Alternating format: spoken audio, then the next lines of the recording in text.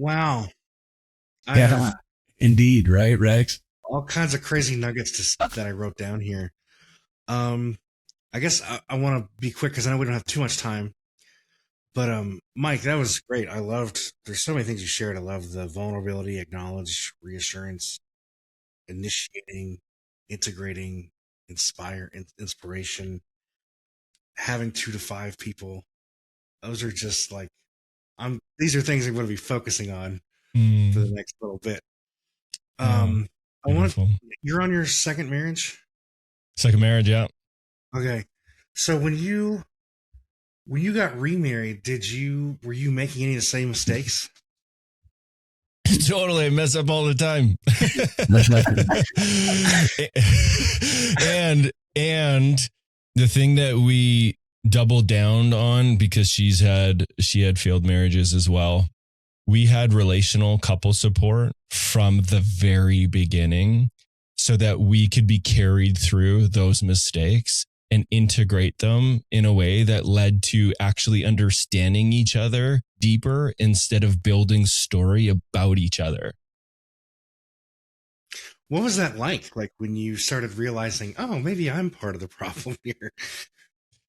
I knew it from my last divorce because when my divorce happened, I got to such a dark place when I got rid of all the coping strategies. I don't know what happened there, but something, my soul, whatever you want to call it, said, Mike, get rid of your TV, sell your house, get rid of all the things you've been grabbing onto that didn't work. Your wife just left. I was sitting in my bedroom contemplating all these dark thoughts my mind was showing me of how I should kill myself. Doesn't get any darker than that. And so that brought me to a place of, I am the ingredient here. This is my life that I have co-created. I can't blame anyone for this because I didn't have, Rex, the 5 people around me. And I felt that. And so the year and a half, 2 years of me being single past that, I just took radical self-responsibility for my shitty behaviors and childlike behaviors. And I learned from men like myself that, this is what inspired me to do my work. Being held by a man who was doing his work gave me so much to be initiated through to grow up. And then when I went into a marriage, I knew from the very beginning, all my triggers are just a mirror and reflection based off of my unresolved material. Part of that came from one of my mentors, Gay Hendricks, that I worked with personally. And he said it this way.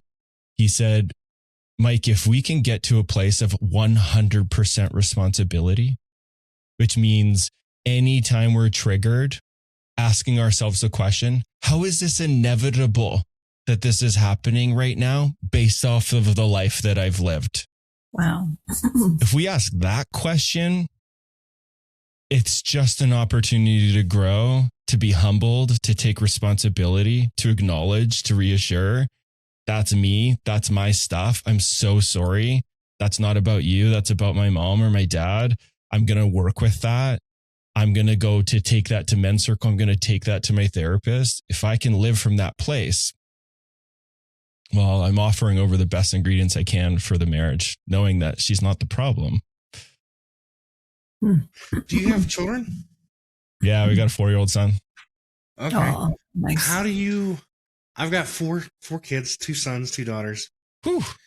Yeah, it's a lot of juggling. Initiation right there. Yeah. Yeah. I mean, just being a father, I had to learn to self-examine, but, I had a journey on my own when I got married, when I actually encountered a person who cared and made me reflect on my feelings. What would your advice be to fathers on how to impart this on their kids? Great question, Rex. For me, How do I be it's the perfect father, Mike? yeah, totally. Yeah. How do you raise that standard to perfect? Yeah. First thing is to give, like you named this, Dave. There's so many men that are so, and you name this too, Liz, and you're open, like this, the pressure that men have on themselves, so hard on self. The first thing I want to say is if you're a father This is what I lean into, that I learned from an elder who actually held me while I was going through a process, bawling my eyes out because of my high pressure of wanting to be the dad. And like, I messed him up. I did this. I can't take it back. And he just looked at me while I cried and held me as a little boy and then said, Mike, you are not your father. You are incredible. And kids do not need you to be perfect.